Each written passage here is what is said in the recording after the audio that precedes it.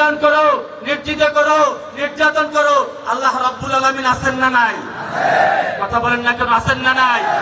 যখন ফেরাউন যখন পানির নিচে যখন ডুবে যাচ্ছিলেন, তখন বলছিল আমানতু আন্নাহু লা ইলাহা ইল্লাল্লাযী আমানাত বিহি বানু ইসরাঈল। আল্লাহ তাআলা, আমি তো ঈমান আনছি ওই ইলাহের উপরে, যার উপরে ঈমান আনছিল বনি ইসরাঈলেরা। ফেরাউন বলে ঈমান আনছিল, শুনছেন?